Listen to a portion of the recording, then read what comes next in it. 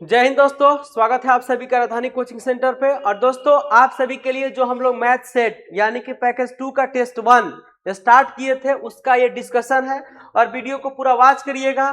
तो आप किसी भी तरह से कोई भी क्वेश्चन में आपको दिक्कत होगा तो आप सॉल्व कर पाएंगे बेहतरीन तरीका से। आपको किसी बेहतरीन मेथड का तलाश होगा या फिर किसी क्वेश्चन में कोई कंफ्यूजन होगा तो आप वीडियोस को पूरा वॉच करिएगा, आपको सारा का सारा प्रॉब्लम दूर हो जाएगा। क्योंकि आपको पता है कि बिहार सिविल कोड प्यून के एग्जाम में मैथमेटिक्स का बहुत ही ज्यादा अहम रोल है, क्योंकि मैथमेटिक्स पर ही ये आपका रिजल्ट जो है डिपेंड कर रहा है। तो आप कोशिश करिए कि इस वीडियो को अच्छे से देखें ताकि आपको रिजल्ट में किसी भी तरह का कोई दिक्कत नहीं हो। तो चलिए हम लोग स्टार्ट कर रहे हैं टेस्ट नंबर 1 और पैकेज नंबर 2 का। हमारे पास है पहला क्वेश्चन और पहले क्वेश्चन को कैसे बनाएंगे आपको बहुत अच्छे तरीका से हम बताने वाले हैं।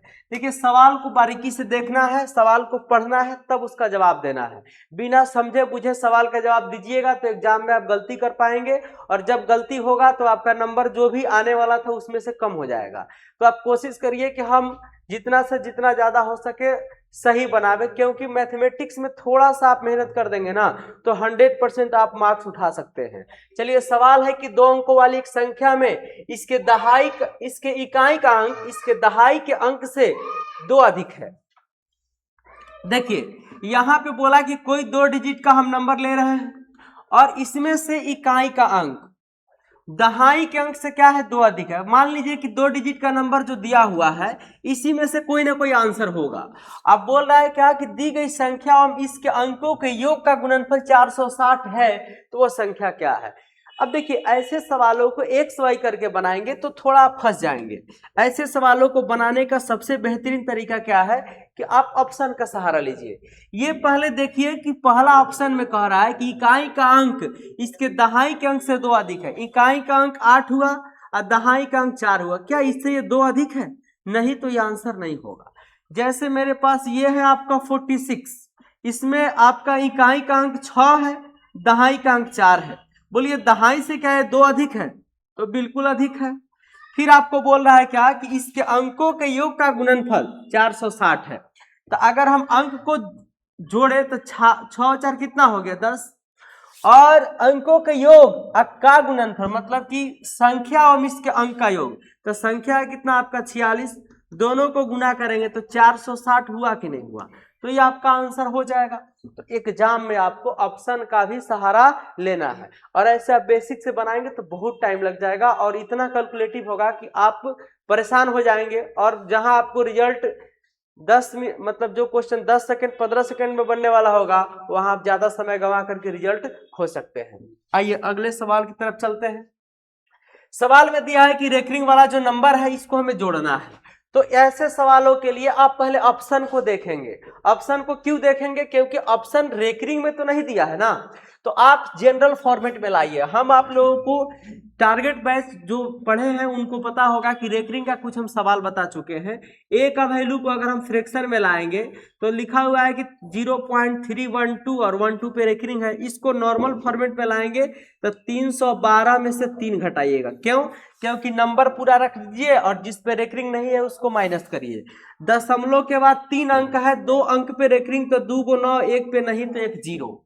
फिर यहाँ पे अगर हम इसको सॉल्व करेंगे 0.415 इस पे रेकरिंग है तो कुछ नहीं करना है आपको 415 में से 4 माइनस करना है और बटा में लिखेंगे 990, क्योंकि दशमलव के बाद 3 डिजिट है और 2 डिजिट पे रेकरिंग है, 1 पर रेकरिंग नहीं है तो 2 को 9 और 1 0। तीसरा जो दिया हुआ है 0.309 और 9 पर रेकरिंग है तो 309 पूरा का पूरा लिखेंगे, जिस पे रेकरिंग नहीं है उसको माइनस करेंगे। दशमलव के बाद 3 अंक, 1 पे रेकरिंग तो 1 9 और 2 पे नहीं तो 2 0। इसको सॉल्व करिएगा तो हो जाएगा 309 अब बट्टा में 990। इसको सॉल्व करेंगे तो 411 बट्टा में 990। इसको सॉल्व करेंगे तो कितना हो जाएगा आपका 279 अब बटा 900। इस तीनों को हमें जोड़ना है। आप सब बढ़िया से जानते हैं कि अगर हमको कोई बोल दे कि 309 बटा 990 प्लस 411 बटा 990 प्लस 2 7 9 बटा 900 को अगर हमें जोड़ना है तो हम इसका लेंगे एलसीएम। एलसीएम कितना होगा तो 9900, क्योंकि 990 तो दोनों में कॉमन है और यहाँ से 100 ले लिए। जब इसको सॉल्व करें तो हो जाएगा 3090, चूंकि एक बचेगा आपका 10, 10 से गुना कर देंगे, फिर यहाँ हो जाएगा 41 10, और फिर यहाँ से हम करेंगे तो 900 खत्म हो जाएगा, बचेगा 11, 11 9 99 के 9 हाथ में 9, 11 7 77 और 9 कितना हो जाएगा आपका 86 का 6 हाथ में 8, 22 8 कितना हो गया 30। सबको जोड़ते हैं तो 9 हुआ, 6 1 7 9 16 का 6 हाथ में 1 1 2, और इधर हो गया आपका 4 3 7 2 9 अब बटा 99 100। अब देखिए इसको हम काट सकते हैं ना, 9 6 15 2 17 और 17 9 कितना होता है आपका 26। देखिए कहीं जोड़ घटाव में नहीं गड़बड़ा गया, 9 का 9 हो गया, 6 1 7 और 9 16 का 7, 16 का 6 हाथ में 1 और 1 का 1 कितना हो गया 2 और 4 3 7 3 10 हो जाएगा। हमको लगा कि कहीं गड़बड़ हुआ है, तो देखिए 6 3 9 यानी 9 से कटेगा, तो 9 से कटेगा तो 9 ये 9 एकम 9 और फिर कितना हो जाएगा आपका 12, तो फिर हो जाएगा 9 एकम 9, फिर हो जाएगा 9 दूनी का 18 9 तिया 27, ठीक है 9 तिया 27 और 9 चौका 36 कर देंगे। रुकिए एक बार काट लेते हैं, 9 से कटेगा 1100 बार में और 9 एकम 9 करेंगे, और ठीक तो है, और 9 एकम 9 9 चौका 36 9 एकम 9 11 से 41 बटा 1100 ऑप्शन नंबर ए में है। तो इस तरह से आप बना सकते हैं। वो काटने में थोड़ा सा इधर उधर हो गया था, थोड़ा सा बता दे रहे हैं कि आपको पहले नॉर्मल फॉर्मेट में आना है फ्रैक्शन में। क्यों? क्योंकि ऑप्शन हमारा सारा का सारा किस में दिया हुआ है फ्रैक्शन में। तो आप नॉर्मल फॉर्मेट में आने के लिए संख्या को लिखेंगे, जिस पे रेकरिंग नहीं होगा उसको माइनस करेंगे, और जिस पे रेकरिंग होगा उसके बदला में 9 और जिस पे नहीं होगा उसके बदला में 0। और 9 और 0 लिखते समय याद रहे कि वो रेकरिंग के बाद वाला संख्या होना चाहिए, भले दशमलव के बाद वाला। चलिए आगे बढ़ते हैं। कह रहा है कि 3 खेत है जिनका क्षेत्रफल क्रमशः 165 195 तथा 285 वर्ग मीटर है। इनमें बराबर बराबर नाप की फूल की क्यारियां बनानी है। यदि प्रत्येक क्यारी की चौड़ाई 3 है तो इनकी अधिकतम लंबाई क्या होगी। देखिए खेत जो है मान लीजिए आयताकार खेत है, क्योंकि खेत जो है आपका क्यारी बनेगा तो आयताकार ही होगा। तो अगर हम बात करते हैं आयत के क्षेत्रफल का, तो लंबाई गुना चौड़ाई बराबर मान लीजिए 165 दिया है, क्योंकि क्षेत्रफल सबका दिया हुआ है। क्वेश्चन में आपका चौड़ाई कितना दिया है 3, तो L इंटू 3 बराबर 165, 3 से काटेंगे 5 और 5, लेंथ कितना हो गया तो लेंथ हो गया 55। रुक जाइए, यानी आपको एक बात पता चल गया कि लेंथ निकालने के लिए जो 3 सेंटीमीटर का चौड़ाई है उससे हमको क्या करना है, भाग देना है।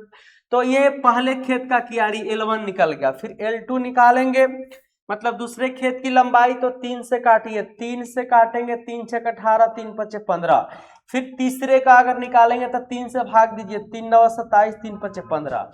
अब जानते हैं अधिकतम लंबाई वाला कितना, आप मतलब इसका मैक्सिमम लंबाई क्या होगा।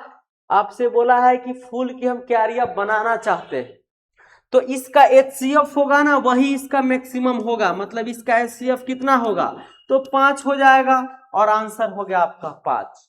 हम आप लोगों को बता भी चुके हैं कि जो मैक्सिमम की बात करेगा, हाईएस्ट कॉमन फैक्टर की बात करेगा, वहां हम HCF निकालते हैं, जहां लोएस्ट की बात करेगा वहां LCM निकालते हैं। चलिए अगले सवाल की दुनिया में चलते हैं। ये वैल्यू आपको यहां से निकालना है। सबसे पहले हम लोग ब्रैकेट वाले नंबर को सॉल्व करेंगे। ये कितना हो जाएगा आपका 29/2। अरे भाई 28 से 29/2, लेकिन एक काम करिए इसको डायरेक्ट सॉल्व ही कर लेते हैं। ये 29/5 गुना 2/29, इसको काट देंगे, कितना हुआ 2/5 गुना कर देंगे 15/4, तब 5 से काटेंगे 3 बार में और 2 से काटेंगे 2 बार में, कितना मेरा रिजल्ट आया 3/2। मतलब इस पूरा को सॉल्व किए ना तो 3/2 आया। अब क्या करेंगे 3 3 9 2 11/3, 11/3 में से माइनस करेंगे 3/2 को, लास्ट में जोड़िएगा, दोनों का एलसीएम 6 हुआ। 22 में से कितना घटाएंगे 2 3 6 यानी 3 3 9, तो कितना हो गया 13 22 में से 9 घटाए तो 13/6। अब लास्ट में आपको क्या करना है कि 13/6 में 23/6 को जोड़ना है। तो कुछ नहीं करिए, 23/6 और प्लस 13/6।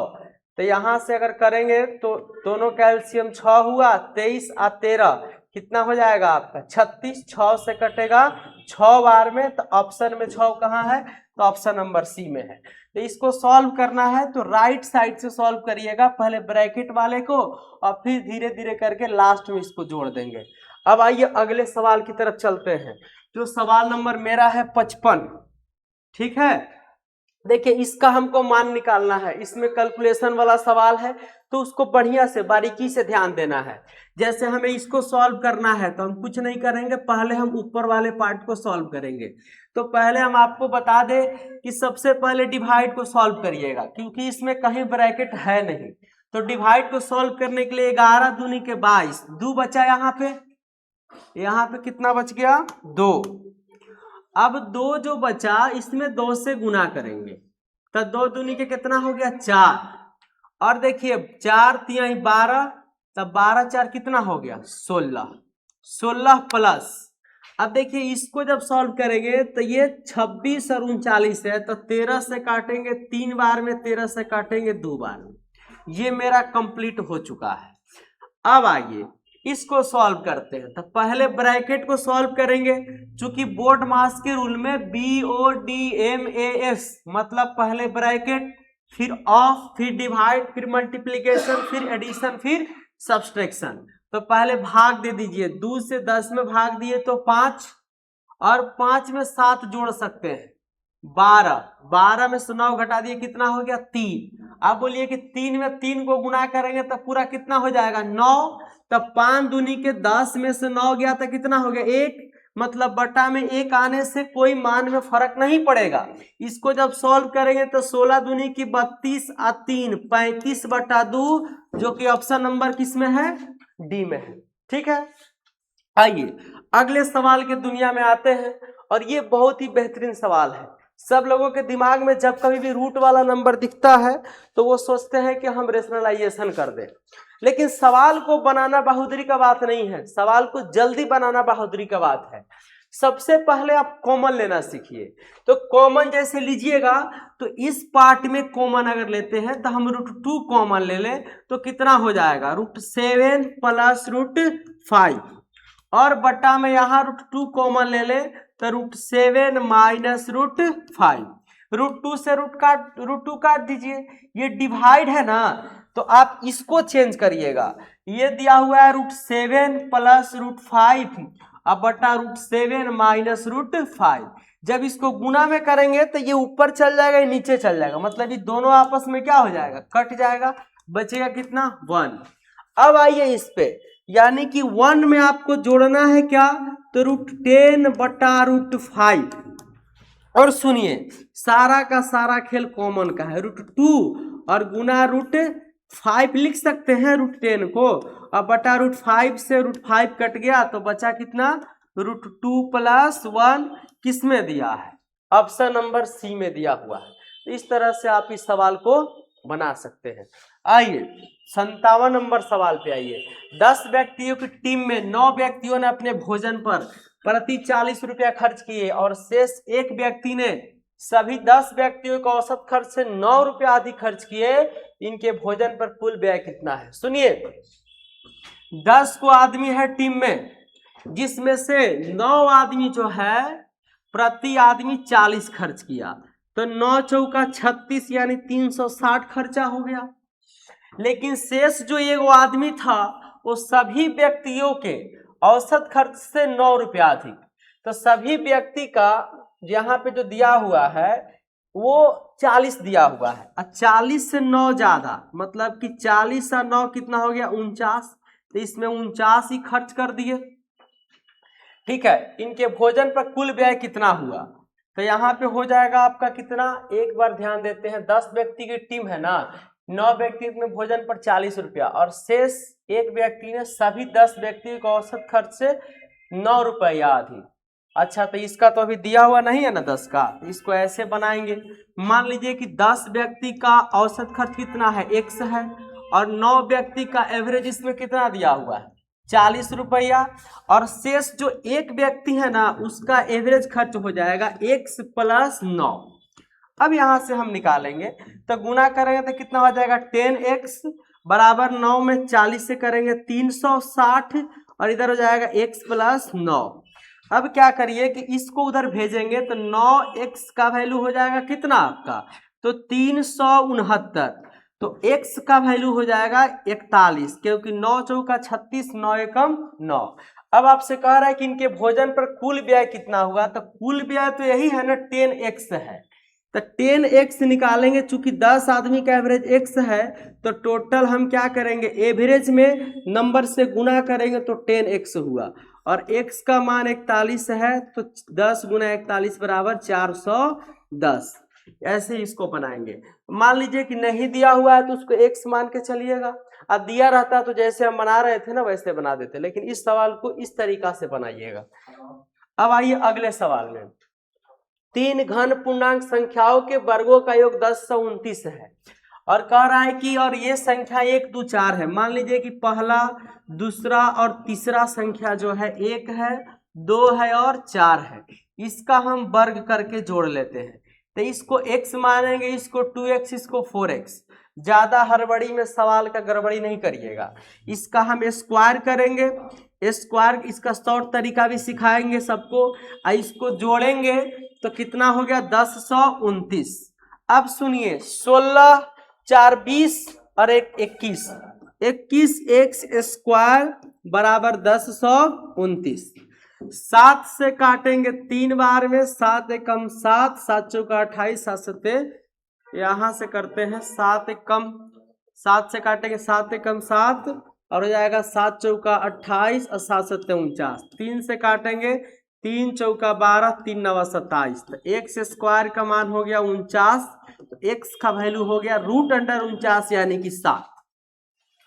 कह रहा है कि सबसे बड़ी और छोटी संख्या के बीच का अंतर, तो बड़ी संख्या है आपका 4x, छोटी संख्या है x, अंतर कितना 3x का, तो 7 × 3 बराबर 21, ऑप्शन नंबर ए में। लेकिन ये सवाल ऐसे नहीं बनाइएगा, आपको दूसरा तरीका बताते हैं। हालांकि सबसे बेहतरीन तरीका यूनिट को बराबर करना। आप बताइए कि इसमें वर्गों का योग कितना है 1029, 1029। इसको डिवाइड करिए रेशियो के वर्गों के योग से, 4 का स्क्वायर 16, 2 का स्क्वायर 4, 1 का स्क्वायर 1, 16 4 20 1 21। और आपसे कहेगा कि बड़ी और छोटी का अंतर, तो बड़ा छोटा का डिफरेंस कितना है 3, तो 3 से तो गुना कर दिए। लेकिन याद रखिएगा इसका यूनिट आपका सिंगल है, इसका यूनिट स्क्वायर है, तो इसको बनाने के लिए रूट चढ़ा देंगे। और जब इसको काटिएगा तो आपको कटेगा 49 बार में, 49 का रूट 7 होता है, 7 या कितना हो गया 21। तो आप इस तरीका से एक दूसरा मेथड अप्लाई करके डायरेक्ट आंसर बना सकते हैं। हालांकि बेसिक मेथड है, जिनको नहीं कुछ समझ में आया उनके लिए ये मेथड है, जो थोड़ा बहुत जानते हैं उनके लिए सेकेंड मेथड है। अब आइए अगले सवाल की तरफ चलते हैं। सवाल नंबर है आपका 59। 3 संख्याओं का योग कितना 98 है। यदि पहली संख्या का दूसरी से, देखिए पहला संख्या और दूसरा संख्या साथ ही साथ तीसरा संख्या, तीनों संख्या के बारे में इस क्वेश्चन में जिक्र किया गया है। 2 और 3 है, दूसरी और तीसरी का रेशियो 5 और 8 है। इस सामने खाली जगह है तो 3 भर देंगे, सामने खाली जगह है तो 5 भर देंगे। ये 10 हो गया, ये 15 हो गया और ये 24 हो गया। कह रहा है आप लोगों से कि तीनों का योग कितना हो गया 49, 49 नहीं 98। एक बात बताते हैं कि याद रखिएगा हमेशा कि रेशियो में अगर अलग अलग दिया है तो सेम बनाने के लिए एलसीएम से गुना करते हैं, और नहीं तो ये आपका खाली स्थान को भरने वाला तरीका लगभग सब विद्यार्थी को पता होगा। अब ये तीनों को जोड़ेंगे तो कितना हो जाएगा आपका 25, 24, 49। और बोल रहा है कि वो 3 संख्या नहीं, तीसरी संख्या, यहाँ पे 3 नहीं कर दीजिएगा, यहाँ कर दीजिएगा। तीसरी संख्या कौन सी है, तो तीसरी संख्या आपका 24। 49 से काटेंगे 2 बार में, 24 दूने के 48, जो कि ऑप्शन नंबर डी में है। ठीक है, अब आइए अगले सवाल की तरफ चलते हैं। कह रहा है कि जब 6, 8, 12 और 20 प्रत्येक में से समान संख्या घटा दी जाती है तो परिणामी संख्या समानुपात में होगी, तो वो संख्याएं घटाई गई है वो क्या होगा। सबसे पहला बात कि अगर बेसिक बात किया जाए तो 6 में से भी x को घटाएंगे बटा 8 में से भी x को घटाएंगे बराबर 12 में से भी x को घटाएंगे और 20 में से भी x को घटाएंगे, दोनों आपस में बराबर है। क्रॉस गुना करके x का मान आप निकाल सकते हैं। लेकिन आपको एगो अच्छा टेक्निक, बहुत शानदार टेक्निक सिखाते हैं, चाहे वो घटाने की बात हो चाहे वो जोड़ने की बात हो, यानी x का वैल्यू निकालना हो, एक दूसरा मेथड। यहां से तो आप क्रॉस गुना करके x का मान निकाल लीजिएगा, लेकिन आप शॉर्ट तरीका सीखिए। शॉर्ट तरीका कैसे सीखिएगा, तो जो 6, 8, 12, 20 है, 6, 1 सेकेंड, देखिए 6, 8, 12 और 20, इस डिजिट के बारे में आपको बता दें कि नजदीक का नजदीक से गुना करिए, दूर का दूर से, तब 20 छक 120, 12 अठे 96, बीच में माइनस लगाइए, जिसको जिसको गुना किए थे उसको उसको जोड़िए, 12 8 20 और 20 6 26, यहाँ भी माइनस लगाइए। मोड लगाने का मतलब हुआ कि चाहे माइनस में आए आंसर चाहे प्लस में आए, आपको हमेशा प्लस में ही लिखना है। तो 120 और 96 में अंतर कितना का, 24 का, और 20 और 26 में अंतर कितना का, 6 का। काटेंगे तो कितना आ गया, 4। तो आंसर हो गया ऑप्शन नंबर डी, 4 हो गया। और ये बेसिक तरीका है, बेसिक से अपना बनाते रहिएगा, गुना भाग करते रहिएगा, लेकिन शॉर्ट सीख लीजिएगा तो एग्जाम में गर्दा उड़ जाएगा, क्योंकि आप लोग इस मेथड से तो सवाल बनाए ही होंगे। अब आइए 61 नंबर में, अम्ल और पानी के किसी मिश्रण में 20% अम्ल जब इस मिश्रण में 10 लीटर पानी मिलाया जाता है। सुनिए, अगर हम बात करें क्वेश्चन को पढ़ने का, तो जहां फुल स्टॉप मिले ना वहां पे आप ब्रेक दे दीजिएगा। अभी कोमा मिला है तो थोड़ा सा क्वेश्चन को समझेंगे। तो अम्ल का प्रतिशत 15% हो जाता है, मतलब कि अगर बात करते हैं कि एसिड और वाटर का, तो किसी अम्ल और पानी के मिश्रण में 20% अगर एसिड है तो 80% पानी होगा। काटेंगे तो 4 और 1 हो गया। कह रहा है कि 10 लीटर पानी मिला दे, अगर हम पानी 10 लीटर मिला दें तो 15% क्या होता है, अम्ल, यानी एसिड 15% हो गया तो वाटर 85% हो जाएगा। काटेंगे इसको तो 5 से 17 बार में, 5 से 3 बार में। एक कॉन्सेप्ट याद रखिएगा, कौन सा कॉन्सेप्ट, कि अगर दूध और पानी के मिक्सचर में अगर आप दूध मिला रहे हैं तो पानी कांस्टेंट होगा, पानी मिला रहे हैं तो दूध कांस्टेंट होगा। जैसे एक बोतल है आपके पास जिसमें दूध भरा हुआ है, आप बताइए कि इसमें अगर पानी हम मिला दें तो क्या दूध का मात्रा बढ़ेगा? नहीं, पानी का मात्रा बढ़ेगा। क्या बढ़ेगा? पानी का मात्रा। उसी तरह से जब हम 10 लीटर वाटर मिला रहे हैं, तो एसिड सेम होगा, यानी एसिड है पहले एसिड है 1 और बाद में एसिड हो गया कितना, तो 3 हो गया। तब मिलाएंगे तो ऊपर 3 से गुना, इधर भी 3 से, इधर 1 से, तो इधर भी 1 से। सुनिए, 12 से हो गया 17, मतलब रेशियो में बढ़ा है 5 यूनिट, और 5 यूनिट का मान क्वेश्चन में दिया है 10, तो 1 यूनिट का मान कितना होगा, 2। कह रहा है कि मिश्रण की प्रारंभिक मात्रा क्या थी, प्रारंभिक मात्रा में 4 3 12 वाटर हो गया और 3 हो गया एसिड, यानी रेशियो 15 का वैल्यू 2 गुने 15 बराबर कितना हुआ, तो 30, जो कि ऑप्शन नंबर ए में दिया हुआ है। तो कॉन्सेप्ट क्लियर हुआ ना, कि जब वाटर मिलाएंगे तो एसिड सेम होगा, एसिड मिलाते तो वाटर सेम होता। ठीक, अब आइए अगले सवाल की तरफ। एक संख्या से 15 घटाने पर वह घटकर 80% रह जाती है। याद रखिएगा कि कोई भी संख्या अपने आप में 100% होता है, अपने आप में कितना होता है, 100%। अगर इसमें से हम 15 घटा दे तो वो संख्या हो गया 80%। आप खुद बताइए कि इधर इसको भेजेंगे तो 20% का मान कितना हो गया, 15 हो गया। लेकिन कह रहा है कि संख्या का 40%, तो 20% का मान 15 हो गया, तो 40% का मान 15 दूनी के 30, चूंकि 20 का ही दुगुना है तो 15 का भी दुगुना क्या हो गया, 30, जो कि ऑप्शन नंबर सी में है। अगर आपसे पूछता ना कि संख्या क्या होगा, तो 100% का मान निकालते। क्या निकालते? 100% का। 62 नंबर सवाल हो चुका है। आइए 63 नंबर 63 नंबर सवाल सिंप्लीफिकेशन का सवाल है। 3800 के 25/9 कुछ नहीं करना है, जैसे जैसे बोलेगा वैसे वैसे लिखिएगा।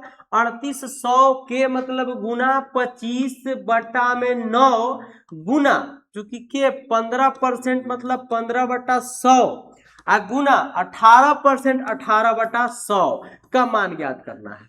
घबराना एग्जाम में नहीं है, नहीं तो सवाल गड़बड़ा जाएगा। देखिए 2 जीरो से 2 जीरो कट गया, अब 9 से कटेगा 2 बार में, अब 25 से कटेगा 4 बार में, 2 से कटेगा 2 बार में, 2 से कटेगा 19 बार में, 19 पचे 95 का 5 और हाथ में हुआ 9 और 19 और 9 होता है 28, 285 ऑप्शन नंबर ए में है। तो काटने में गलती नहीं करिएगा, ठीक है ना। तो चलिए आंसर हो गया 285। अगले सवाल की तरफ आते हैं। ये सवाल काफी बेहतरीन और खूब पूछे जाने वाले सवाल हैं, लेकिन आपको हम बता दें कि सवाल को बनाएंगे कैसे। कह रहा है कि एक परीक्षा में 54% विद्यार्थी विज्ञान में सफल हुए, 42% गणित में असफल रहे। यदि 32% विद्यार्थी दोनों विषय में असफल हुए तो कितने प्रतिशत विद्यार्थी दोनों विषयों में असफल हुए, कितने प्रतिशत विद्यार्थी दोनों विषय में सफल हुए। देखिए यहां पे आपको थोड़ा सा ध्यान देना पड़ेगा। अगर आपसे पूछा है कि दोनों सब्जेक्ट में सफल, तो आप सब यूनिट को बराबर करिए, या तो सबको सफल बनाइए या तो सबको असफल बनाइए। एक बात बताइए कि ये विज्ञान में सफल हुए हैं 54%, तो फेल्योर यानी कि असफल कितने होंगे। तो सर जी असफल अगर 100% है, उसमें से 54% सफल हो गए, तो असफल हो गया 46%, क्योंकि 100 में से 54 घटा देंगे। एक गणित है, तो ये आपका साइंस का है, विज्ञान का है। और एक मैथ्स की अगर हम बात करें तो इसमें अगर असफल की बात करें तो मैथ्स में असफल जो है ना, वो असफल है कितना, तो 42%। एक बात बताएं, दोनों विषय में असफल मतलब मैथ अब प्लस साइंस दोनों में असफल जो है वो कितना है, तो मैथ और साइंस दोनों में असफल है आपका 32%। अब कह रहा है कि दोनों विषय में मतलब कितने प्रतिशत विद्यार्थी दोनों में सफल हुए। असफल से निकालिएगा तो जोड़िए, 6 2 8 4 4 8, 88 में से ऐसा आदमी काउंट हो गया 2 बार जो दोनों में पास था, समझे कि नहीं। चाहे दोनों में फेल था तो असफल है तो असफल ना होगा, इसमें से 32 घटा दीजिए, तो 8 में से 2 गया तो 6 और ये कितना हो गया 5, यानी 56% विद्यार्थी असफल हो गया। तो सफल कितना हुआ, तो 100 में से 56% जब घटाएंगे तो सफल विद्यार्थी होगा कितना हो, तो 44%। किसमें है, ऑप्शन नंबर डी में। क्या समझे, क्या सीखे कि जब आपको सफल असफल कुछ निकालना रहे, एगो यूनिट में कर लीजिए, या तो सफल में या तो असफल में। इसका हम आपको वेन डायग्राम भी बता सकते हैं, बहुत अच्छे से समझ लीजिएगा। मान लीजिए कि ये हमारे पास एक बड़ा सा ब्रैकेट है, वेन डायग्राम से कैसे बनाएंगे। मान लीजिए साइंस का ब्रैकेट है और ये आपके मैथ्स का है, तो आप एक बात बताइए कि इसमें जो है 54% हो गया और इसमें आपका 42% हो गया। अब बीच में दोनों को मिला करके कितना हो गया, तो 32% हो गया। तो देखिए अगर हम खाली साइंस की बात करें तो 54 में से 32 आपको माइनस करना पड़ेगा, वही हम एक्स्ट्रा यहां से क्या करते हैं, माइनस करते हैं। कोई डाउट है क्या, बढ़े ना आगे। चलिए देखिए शशि एक पुराना रेफ्रिजरेटर 12,000 रुपया में खरीदता है, इसकी मरम्मत पर 1,000 रुपया खर्च करता है। 12,000 में अगर कुछ खरीद के लावे हैं और 1,000 रुपया उसको रिपेयर में लगा दिए तो टोटल कितना हो गया, 13,000। कह रहा है कि यदि वह रेफ्रिजरेटर को, ये तो सीपी हो गया, अगर उसको वो बेच दे कितना में, तो 15,000 में, तो बोलिए फायदा कितना का हो गया, 2,000 का। किस पे हुआ, 13,000 पे, क्योंकि 13,000 इसका सीपी है और गुना कर देंगे 100%, क्योंकि प्रॉफिट परसेंट बराबर होता है प्रॉफिट बट्टा सीपी गुना 100%। और आप सबको पता होना चाहिए कि लॉस भी अगर निकालना हो तो लॉस बट्टा CP गुना 100% होगा। कोई किसी को दिक्कत है क्या? यहां से इसको सॉल्व कर लेंगे। अब देखिए 3 0 से 3 0 खत्म, 200/13, 200/13%, तो 13 से एक बार में और 13 बचे 65, यानी 15 सही 5/13% आपका आंसर हो जाएगा। ठीक है, आइए अगले सवाल की तरफ चलते हैं। 66 नंबर सवाल कह रहा है कि राजीव एक पेन को 5% के लाभ पर बेचता है। यदि वह पेन को 36 रुपए अधिक में बेचता तो 14% का लाभ होता, तो पेन का क्रय मूल्य क्या है? नहीं कुछ समझ में आवे, परसेंटेज के सवाल में कुछ भी हो 100 मानिए। CP को 100 मान लिए। एक बार अगर SP1 की बात करें तो 5% का लाभ 105, एक बार SP2 की बात करें तो 14% का यानी कि 114। दोनों के बीच में डिफरेंस कितना का? तो क्वेश्चन में 36 का, रेशियो में 9 का, एक का वैल्यू 4 हो जाएगा। क्रय मूल्य चाहिए यानी 100 का वैल्यू, तो 4 गुना 100 बराबर 400। कहाँ लिखा हुआ है? ऑप्शन नंबर सी में है।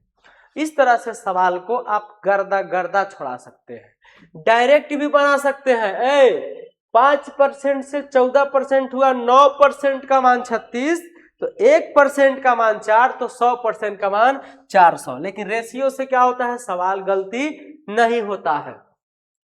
कह रहा है कि किसी वस्तु को 625 रुपया में बेचने पर प्राप्त लाभ उसे 545 रुपया में बेचने पर होने वाली हानि के बराबर है।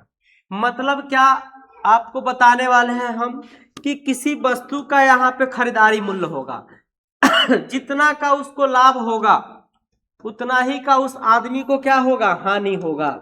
ध्यान रखिएगा, लाभ हुआ तो 625 में बेचा, जब हानि हुआ तो 545 में बेचा। अगर आपको CP निकालना हो तो आप दोनों को जोड़ के 2 से भाग दीजिए, यानी 625 प्लस 545 अब बटा 2 कर दीजिए। 10 का 0 हाथ में 1, 4 2 6 1 7 और 6 5 11 अब बटा 2, 2 पच्चे 10, 2 अट्ठे 16, 2 पच्चे 10, 585 रुपया उसका क्रय मूल्य होगा। लेकिन कह रहा है कि लागत मूल्य पर 65 रुपया का लाभ प्राप्त हो तो उसको बेचेंगे कैसे? यानी आपसे SP पूछा है, सेलिंग प्राइस, तो आपका खरीदारी रेट हुआ 585, 585 और 65 रुपया आप ले लिए फायदा। 0 का हाथ में 1, 14 1 15 का 5 हाथ में 1, 5 1 650, जो कि ऑप्शन नंबर सी में है। तो इस तरह से सवाल का खलचोइया उड़ा सकते हैं आप, जो आपके पास अवेलेबल है। आइए अगले सवाल की तरफ चलते हैं। चलिए 20 नंबर सवाल के पास, भले 20 नंबर बोल रहे हैं, 68 नंबर सवाल के पास है हम लोग। एक व्यक्ति अपने भोजन के बिल पर 30% और 20% की छूट प्राप्त करता है।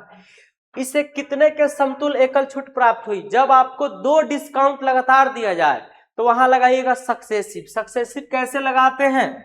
तो AB formula, A plus B plus AB बटा 100 ओवरऑल लगाएंगे परसेंट।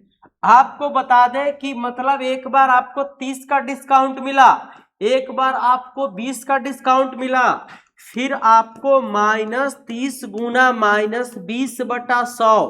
घबराने की बात नहीं है, ओवरऑल परसेंट लगाएंगे।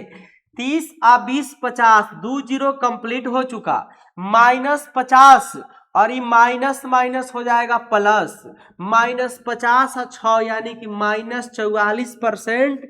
मतलब कि आपको 44% का छूट मिला।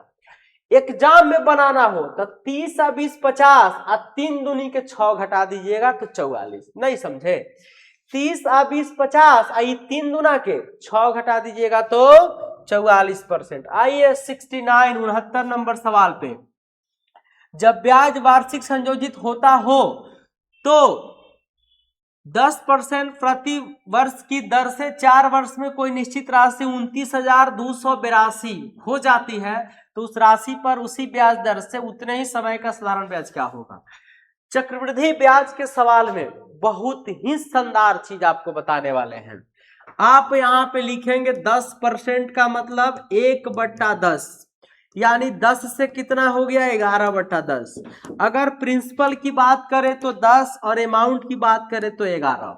ऐसा 4 साल है तो कितना बार लिखिएगा? 4 बार। 4 साल है तो कितना बार लिखिएगा? 4 बार। अब ध्यान दीजिएगा सब लोग, कुछ करना नहीं है आपको, बस एक ठो काम ही करना है, बस आपका आंसर आपके पास पहुंच जाएगा। यहां से 10 का पावर 4, 1 पर 4 गो 0 और 11 का पावर 4 करेंगे तो कितना हो जाएगा? 11 का स्क्वायर 121 का स्क्वायर कर दीजिए, 21 का स्क्वायर 441 का, 41 हाथ में 4, 21 यानी कि आप 100 क्या लिख सकते हैं? 45 लिख सकते हैं। यहां से 441 का 41 हाथ में 4, 121 और 21 42 4 46, 14,641 हो गया, 14,641। देखिए ये तो आप डायरेक्ट भी बोल सकते हैं कि सर 11 का जो पावर 4 होता है वो 14,641 होगा।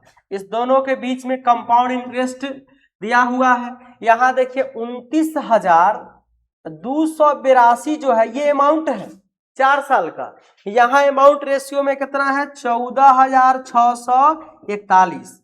आपको पहले प्रिंसिपल निकालना है तो गुना कर देंगे 1 पर 4 गो 0, इसको काटेंगे 2 बार में तो 2 पर 4 गो 0।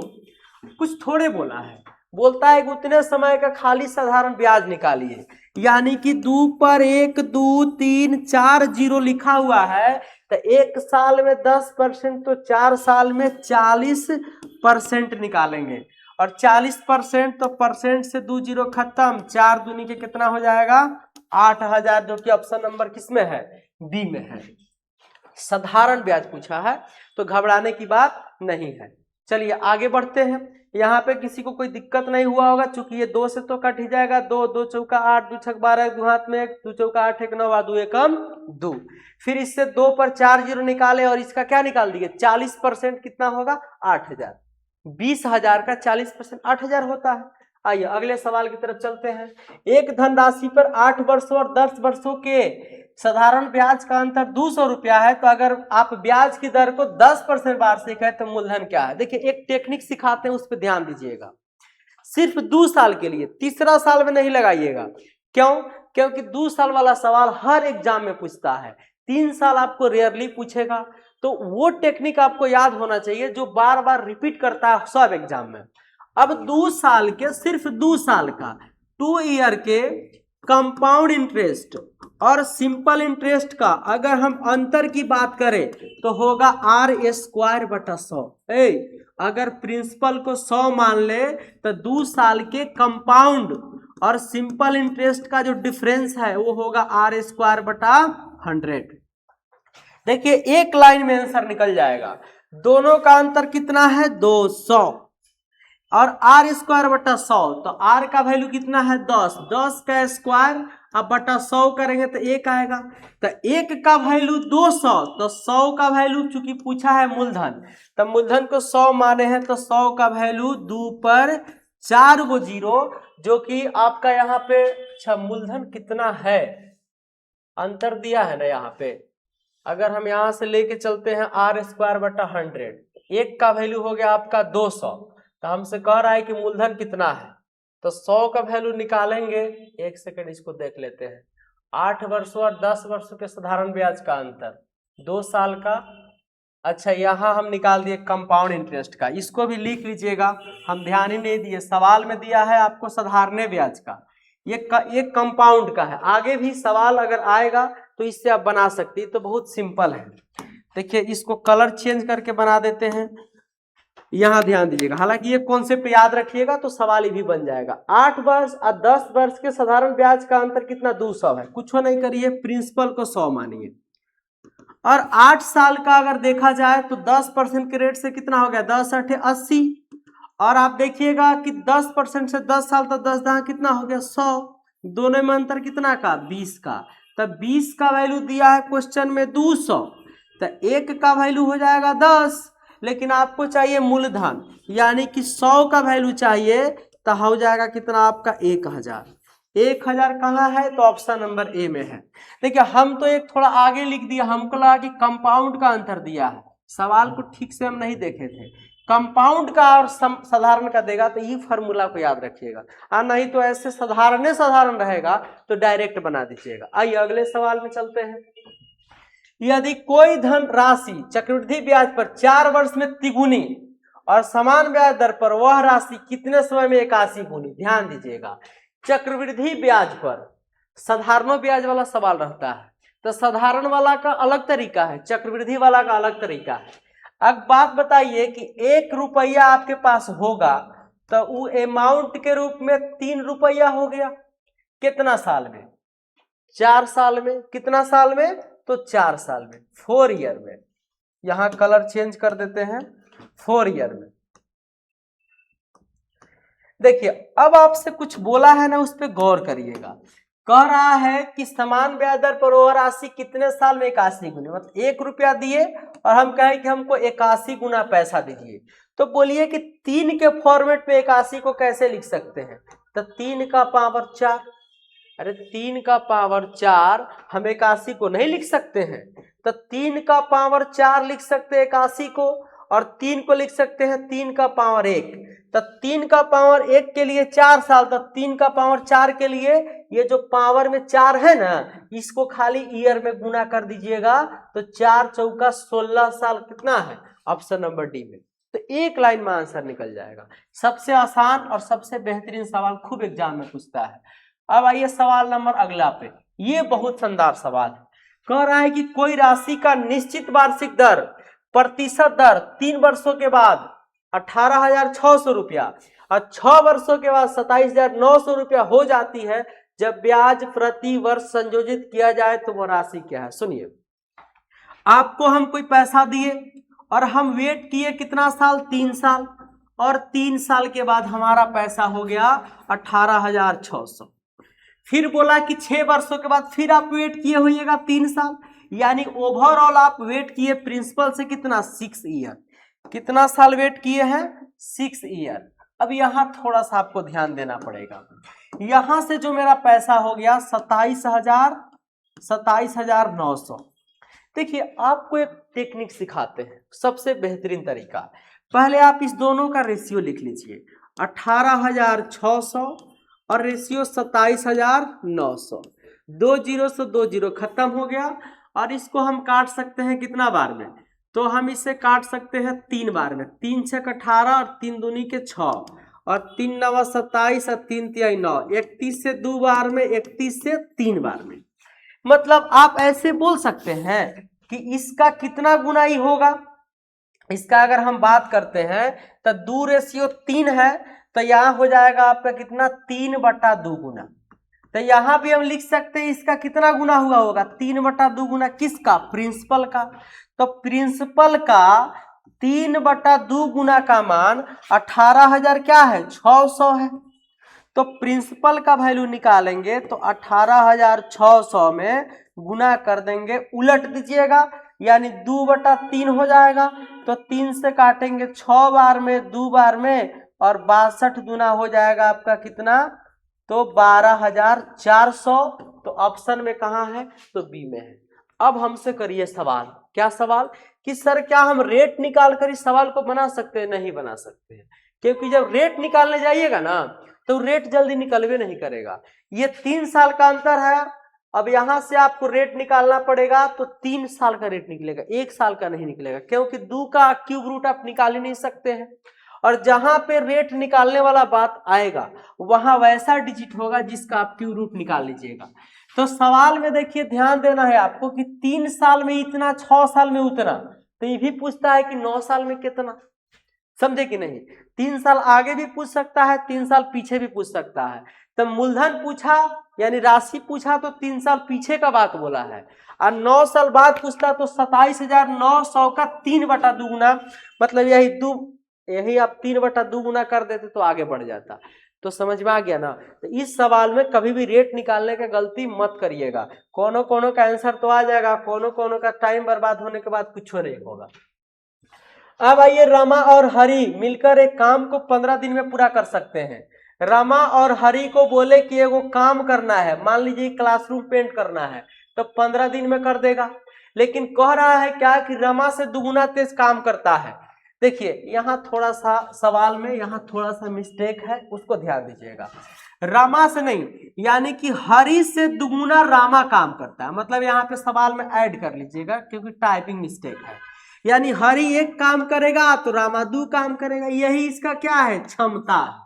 तो हमको पहले निकालना है वर्क, तो वर्क बराबर होता है इफिशियंसी इंटू क्षमता गुना समय, और हमारे पास क्षमता हो गया 2 1 3 और टोटल टाइम ले लिया 15, तो 15 3 45 काम अब किससे करवाना है, हरि से।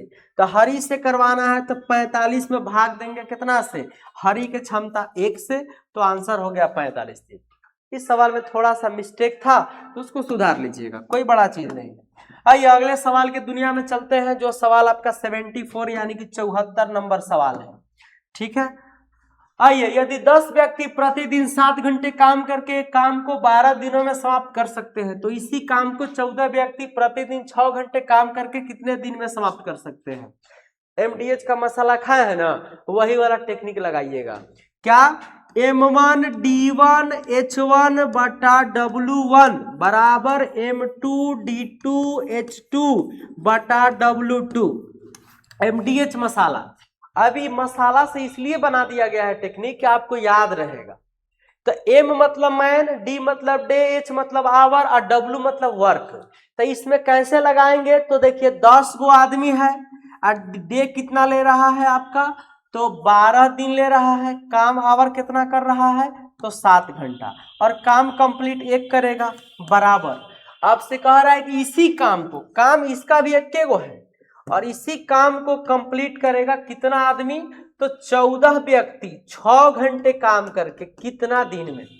यानी डी का वैल्यू आपसे पूछा है, कुछ नहीं करना है, 10 सत्ते 70 और 14 से कटेगा 5 बार में, और 6 से कटेगा 2 बार में, तो डी बराबर हो जाएगा 5 दूनी के 10। आपसे सवाल में इहो पूछता कि दुगुना काम बताइए, तो उधर बटा में 2 कर देते, इसीलिए W1 लिख दिए हैं। कि अगला सवाल देखिए, एक सवाल बनाने से ऐसा नहीं कि खाली यही वाला सवाल सही हो, एक कोशिश रहता है कि इससे रिलेटेड सवाल आपके एग्जाम में आवे तो आप उसको नहीं गलती करें। इस सवाल को बनाने से कुछ नहीं होगा, इस सवाल के पैटर्न को सीखिएगा तब एग्जाम में अच्छा परफॉर्मेंस होगा। आइए अगले सवाल की तरफ चलते हैं। सवाल नंबर 75, पाइप ए, बी और सी एक टंकी को क्रमशः 30, 40 और 60 घंटे में भर सकते हैं। ए जो है 30 घंटा में, बी जो है 40 घंटा में, सी जो है 60 घंटा में। इन तीनों पाइपों ए, बी और सी को एक ही दिन सुबह क्रमशः 7 बजे, 8 बजे, 10 बजे खोल दिए गए, तो टंकी कितना देर में भर जाएगी, मतलब कितना बजे भरेगा। तो पहले इसका एलसीएम ले लीजिए, एलसीएम हो गया 120, ये हो गया 4, ये 3 और ये 2, मतलब 120 काम हम करवाना चाहते हैं। तो ये बोला मेरा क्षमता 4 है, इसका क्षमता 3 है, इसका क्षमता 2 है। क्षमता का मतलब होता है कि ABC का जो घंटा में दिया है काम, तो 1 घंटा में ए करेगा 4 काम, बी करेगा 3 काम और सी करेगा 2 काम। अब ध्यान दीजिए, ए, बी और सी में सब एक के बार नहीं खुलता है। ए आता है 7 बजे, फिर बी आ जाता है तो ये तब तक चालू रहता है। ए प्लस बी चलेगा कितना बजे से, 8 बजे से, सुबह का बात है। और फिर 10 बजे, देखिए अब 10 बजे आएगा तो 10 बजे सब चालू हो जाएगा, ए, बी और सी। तो एक बात बताइए कि जब ए, बी और सी तीनों चालू हो उसके पहले काम कितना हुआ, तो 7 से 8 बजने में 1 घंटा लगता है, और 1 घंटा में ही काम कर देगा ये कितना, 4। 8 से 10 बजने में 2 घंटा लगता है, और 2 घंटा में ए और बी कर देगा 2 गुना ए का क्षमता है 4 और बी का क्षमता है 3, यानी कि 2 गुना 7 बराबर 14। तो 14 4 18 काम कंप्लीट हो चुका। कब तक, जब तक सुबह का 10 नहीं बजा था तब तक। अब हमारे पास कितना काम है, 120, उसमें से 18 घटा दिए तो कितना हो गया, 102।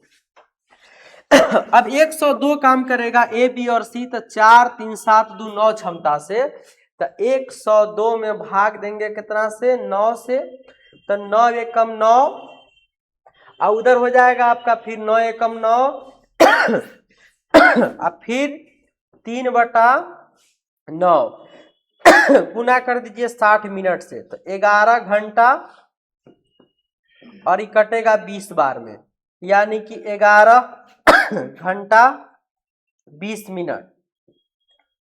आप खुद बताइए कि 11 घंटा 20 मिनट समय लगा, कहां से जोड़िएगा 10 बजे से, तो 10 में पहले 2 जोड़ेंगे तो 12 बज जाएगा, फिर 9 घंटा 20 मिनट यानी कि 9:20 पे क्या हो गया, काम आपका कंप्लीट हो गया। तो ऐसे सवाल को बना सकते हैं। चलिए अगले सवाल की तरफ चलते हैं। 76 नंबर, एक जीप 300 किलोमीटर की दूरी एक किसी स्थान की यात्रा 60 किलोमीटर प्रति घंटा की औसत चाल से करती है और 30 किलोमीटर प्रति घंटा की चाल से वापस आती है। पूरी यात्रा के लिए औसत चाल किलोमीटर पर घंटा में ज्ञात कीजिए। जब कभी भी आपको एवरेज स्पीड पूछे और दूरी क्या हो, बराबर हो, मतलब कि जिस दूरी से गया उतना ही दूरी वापस आया, तो डायरेक्ट फार्मूला लगाइएगा एवरेज स्पीड का।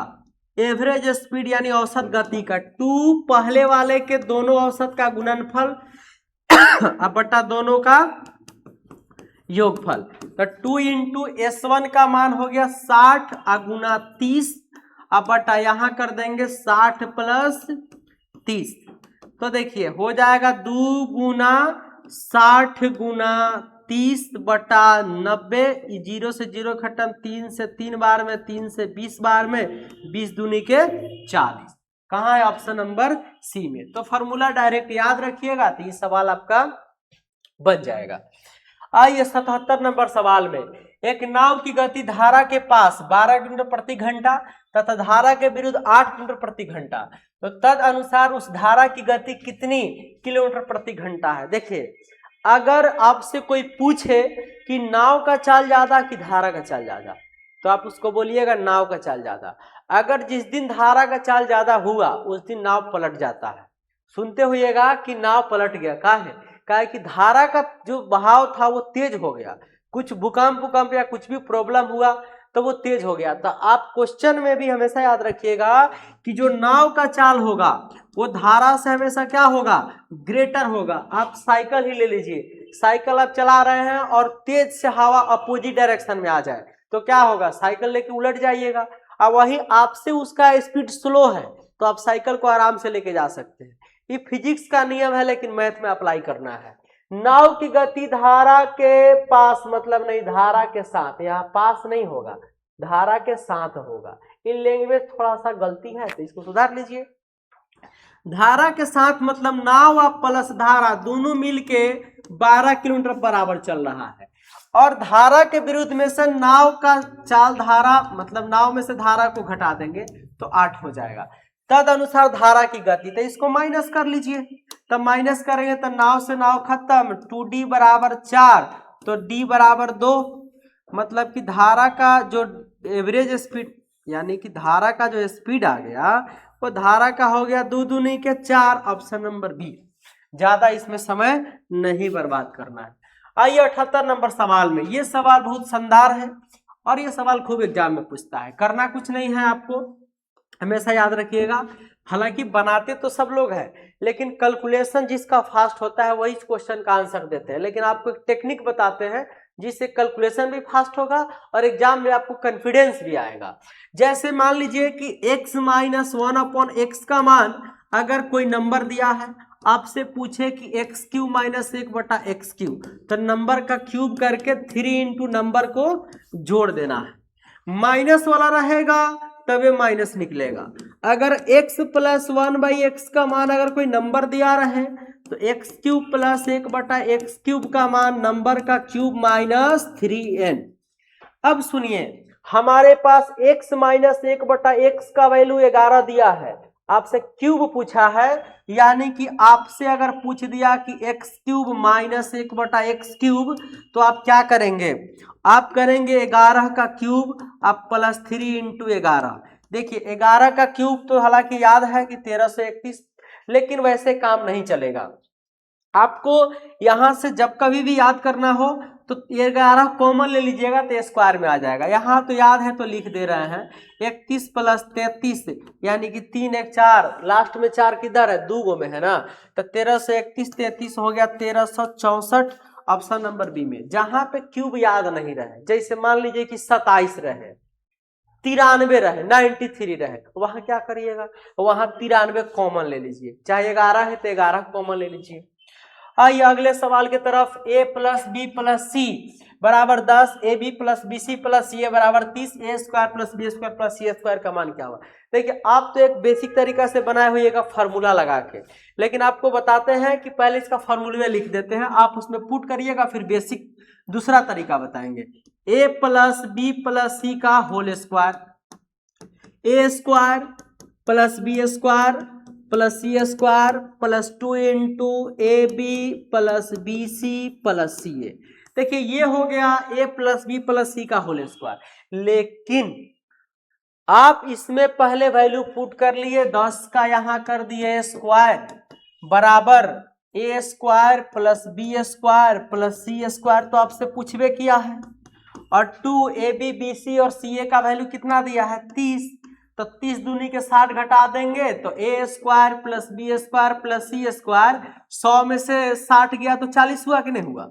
लेकिन सुनिए, आप जब कभी भी एग्जाम में जाइए तो आपको एक कॉन्सेप्ट सिखाते हैं, वेरिएबल कितना है 3 गो, वेरिएबल कितना है 3 गो, इक्वेशन कितना है 2 गो, ए को कर दीजिए 0, लीजिए 0 करने से क्या फायदा हुआ, सवाल हो गया छोटा, इसको भी 0, मतलब सवाल आपका बन गया क्या, तो सवाल बन गया कि a प्लस बी का मान हो गया आपका 10, ए बी का मान हो गया आपका 30, और आपसे पूछ दिया ए स्क्वायर प्लस बी स्क्वायर। तो इतना लंबा चौड़ा फार्मूला का जरूरत नहीं पड़ेगा, इसका जब आप निकालिएगा तो कहिएगा सर जी a प्लस बी का होल स्क्वायर माइनस 2ab, और a प्लस बी यानी कि 10 का स्क्वायर माइनस 2 गुना 30 बराबर 40। आंसर तो दोनों से सेम ही आएगा ना, लेकिन एग्जाम वही पास कर सकता है जिसको कॉन्सेप्ट पता हो। तो फार्मूला लगाना है तो फार्मूला लगाइए, और कहीं आपको कांस्टेंट और वेरिएबल का कॉम्बिनेशन समझ में आ जाए तो वेरिएबल को 0 कर दीजिए, एगो को, तो आपको आंसर भी जल्दी निकल जाएगा। ये दूसरा तरीका है और ये पहला तरीका है। आइए अगले सवाल की तरफ चलते हैं। सवाल नंबर 80 कह रहा है आप लोगों से कि डैश मीटर, देखिए यहाँ का डाटा गायब है, रुकिए आपको डाटा इसमें क्या है बताते हैं। कितना नंबर सवाल है, 80 नंबर सवाल में, 80 नंबर सवाल में यहाँ पे है 25√3, यहाँ पे क्या है 25√3, 25√3 यहाँ पे कर लीजिएगा। 25√3 मीटर एक टावर के शीर्ष का उसके दोनों ओर समतल मैदान पर, सुनिए देखते हैं ना, टावर है ये और दोनों ओर समतल मैदान है, एक तरफ 60 डिग्री का कोण बना रहा है और एक तरफ 45 डिग्री का कोण बना रहा है। देखिए हालांकि तरीका तो है कि साइन कोस लगा के कर लीजिएगा, लेकिन हम आपको बेहतरीन मेथड सिखा रहे हैं जिस मेथड से किसी भी सवाल को आप धड़ाक से उड़ा दीजिएगा, रेशियो वाला मेथड। कह रहा है कि सबसे पहले समझ लीजिए कि दोनों के बीच का दूरी, और इसका जो दिया है ना वैल्यू कितना दिया है 25√3। अब सुनो मेरे भाई, 60 डिग्री का रेशियो लिखो, √3 और यहाँ होता है 1, अब 45 का 1 और इधर 1, अरे ये तो क्लियर है ना, तो √3 से इधरों गुना करो, काहे कि जब टावर दोनों के लिए बराबर है तो रेशियो में अलग क्यों रहेगा, √3 कर दो। अब √3 का वैल्यू हो गया 25√3, क्योंकि क्वेश्चन में दिया है टावर √3, तो √3 का वैल्यू 25√3, तो √3 से √3 खत्म, 1 का वैल्यू हो गया 25। लेकिन आपसे कह रहा है कि इस बिंदु और इस दोनों बिंदु के बीच का दूरी, तो यहां से यहां तक बउआ √3 है और यहां से यहां तक 1 है, यानी कि √3 + 1 पूछा है, तो 25 तो 1 का मान है, तो निकालिए 25 इंटू √3 + 1, यानी कि 25 और √3 का मान 1.73 आप +1, यानी कि 25 गुना 2.73, यानी कि 25 गुना के 50 से भी ज्यादा, 60 से भी ज्यादा, ऑप्शन नंबर सी 68.3। चूंकि उसका एग्जैक्ट वैल्यू तो √3 का निकलता नहीं है, तो अप्रोक्सीमेट मान के हम चलेंगे तो आंसर निकाल सकते हैं। आइए अगले सवाल की तरफ चलते हैं। 81 नंबर सवाल, यदि एक समबाहुभुज का बहिष्ठ कोण 18 डिग्री है तो इस बहुभुज के विकर्ण की संख्या क्या होगी। सुनिए इसमें बहुत ही ज्यादा क्वेश्चन पूछा जाता है, एक सवाल तो मिलेगा ही आपको। इंटरनल और एक्सटर्नल एंगल का सम 180 डिग्री होता है, ये याद रखिएगा। किसका? बाहरी भुजा और आंतरिक, बाहरी कोण और आंतरिक कोण का मान 180 डिग्री किसमें होता है? पॉलीगॉन, बहुभुज में। और बोल रहा है कि बाहरी कोण, देखिए अगर प्रत्येक कोण निकालिएगा, प्रत्येक कोण किसका? बाहरी का तो हो जाएगा 360/n। और बाहरी कोण प्रत्येक है 18 डिग्री, कितना है? 18 डिग्री। और 360/n, तो 18 से काटेंगे कितना बार में? 20 बार में, तो n बराबर हो गया 20। मतलब कि एक ऐसा बहुभुज है, ऐसा पॉलीगॉन है जिसमें नंबर ऑफ साइड कितना है? भुजाओं की संख्या 20 है। अब इसका विकर्ण पूछा है, तो विकर्ण का फॉर्मूला होता है क्या? तो n इंटू n माइनस 3/2। अब n का वैल्यू 20 है और ये हो गया 20 में से 3 घटा देंगे, अब बटा में 2 से कट जाएगा 10 बार में, 17 दहा के 170। कहाँ है जी? ऑप्शन नंबर सी में है। देखिए कितना आसानी से बन गया। अगर आपसे यह पूछता कि इसका आंतरिक कोण बताइए, तो 18 डिग्री बाहरी था, तो 180 में से 18 घटा देते तो आंतरिक निकल जाता, ठीक है ना। और जब ऐसा सवाल आएगा तो हम आपको डिस्कस करा देंगे, कुछ बचा देते हैं, अगले सेट में भी काम आएगा। एक एक मेथडवा सब में सीख लीजिएगा तो कुछ बाकी न रहना चाहिए। अब आइए, एक समचतुर्भुज का क्षेत्रफल और एक विकर्ण की लंबाई क्रमशः 84 और 7 है, तो इसके अन्य विकर्ण की लंबाई क्या होगा? समचतुर्भुज कहते किसको है? वैसा चतुर्भुज जिसका चारों साइड बराबर है लेकिन टेढ़ा मेढ़ा, जैसे घर देखते हैं ना, आंधी में ढह जाता है तो थोड़ा टेढ़ा हो जाता है, तो लोग नहीं कहता है कि जा इसके घर का एंगल गड़बड़ा गया है। वही बात है कि एंगल जो है ना इसका गड़बड़ा जाएगा। मतलब कि कोई वर्ग है, इसका प्रत्येक एंगल 90 डिग्री होता है, लेकिन इसी वर्ग में मान लीजिए कहीं ठोकर मार दिए तो एंगल 90 डिग्री से गड़बड़ा जाएगा। कहां बनेगा एंगल पता है? 90 डिग्री, जहां पे इस दोनों का डायगोनल मिलता है। तो ये इसमें उतना यूज नहीं करना है। आपको इसका एरिया कोई पूछेगा समचतुर्भुज का, इंग्लिश में रोम्बस बोलते हैं, एरिया ऑफ रोम्बस या एरिया ऑफ समचतुर्भुज। तो एरिया ऑफ रोम्बस होता है इंग्लिश में, और हिंदी में बोलते हैं समचतुर्भुज का क्षेत्रफल। तो 1/2 गुना d1 इंटू d2, और d1 d2 क्या है भाई? तो विकर्ण है। एक एरिया दिया है कितना इसका? तो एरिया दिया है 84 बराबर 1/2, और एगो डायगोनल कितना दिया है भाई? तो 7, और गुना हो गया आपका d2। अब देखिए 7 से काटेंगे 12 बार में, 12 से 84, तो d2 बराबर 12 दूनी के 24। आप फार्मूला में रखेंगे तो आंसर निकलेगा, ऑप्शन नंबर क्या हो गया? बी। आंसर क्या हो गया? 24। आइए 83 नंबर सवाल में, एक अर्धगोले का वक्र पृष्ठीय क्षेत्रफल 1232 वर्ग सेंटीमीटर है, तो त्रिज्या क्या होगी? सुनिए, अर्धगोला में दो चीज बड़ा कंफ्यूज करता है। अगर अर्धगोला का संपूर्ण पृष्ठीय क्षेत्रफल पूछे, क्या पूछे? टोटल सरफेस एरिया, तो कहिएगा 3πr²। अगर कहे कि कर्व सरफेस यानी वक्र पृष्ठ का क्षेत्रफल, तो 2πr²। बोलिए इसमें क्या बोला है? वक्र पृष्ठ बोला है ना, तो 2πr² का वैल्यू दिया है 1232 बराबर 2, और पाई का वैल्यू 22/7 गुना r²। 2 से काटेंगे 6, 1 और 6, 616। 11 का करेंगे तो 11 × 5 = 55, 11 × 6 = 66, 11 दूनी के 22, 2 से करेंगे तो 28 बार में, यानी r² बराबर हो गया 28 × 7, और स्क्वायर से चढ़ेगा रूट, स्क्वायर से चढ़ेगा क्या आपका? रूट 28 × 7। तो यहां से निकालेंगे तो 28 × 7, एगो 7 निकाल लीजिए, एगो 2 निकाल लीजिए। चूंकि रूट का मतलब होता है 2 के बदले एगो नंबर निकालना, तो 7 दूनी के 14 हो गया। Option number B answer. ये बहुत शानदार क्वेश्चन था, ठीक है, क्योंकि इसमें कंफ्यूजन आपको ज्यादा होगा, तो सवाल गलती एग्जाम में कर दीजिएगा तो आपका रिजल्ट नहीं हो पाएगा, इसीलिए गलती बहुत कम करना है। कह रहा है कि माध्यिका ज्ञात कीजिए। देखिए माध्यिका तो 3 तरीका से निकलता है, लेकिन वो डिपेंड करता है डाटा पे। अगर आपको मीन मीडियन यानी कि आपको माध्य और बहुलक दिया रहा है तब माध्यिका निकलता है, वो अलग तरीका है, फॉर्मूला है। अगर आपको फ्रीक्वेंसी के नहीं कम्युलेटिव फ्रीक्वेंसी दे, संचयी बारंबारता, एक टेबल बना के, तो उसका फॉर्मूला अलग है। लेकिन ये डायरेक्ट सिंगल डाटा दे दे तो इसके लिए माध्यिका में पहले इसको बढ़ते क्रम या घटते क्रम में लिखिए। तो पहले बोलिए कि अगर हम बढ़ते क्रम में लिख दे, किसी भी तरीका से लिख सकते हैं, आंसर में कोई दिक्कत नहीं होगा। तो छोटका 8 है जी, ओकरा बाद 9 है, ओकरा बाद 10 है, ओकरा बाद 11 है, लिखते लिखते 13 12 नहीं लिख दीजिएगा, फिर 13 है और फिर आपका 13 है।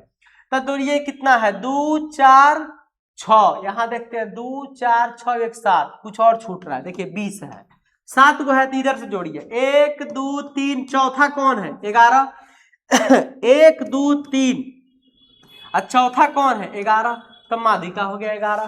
कहने का अर्थ क्या हुआ कि डाटा 7 को है तो 7 में 2 से भाग देके 1 जोड़ दीजिएगा, ये आपका मीडियन होता है।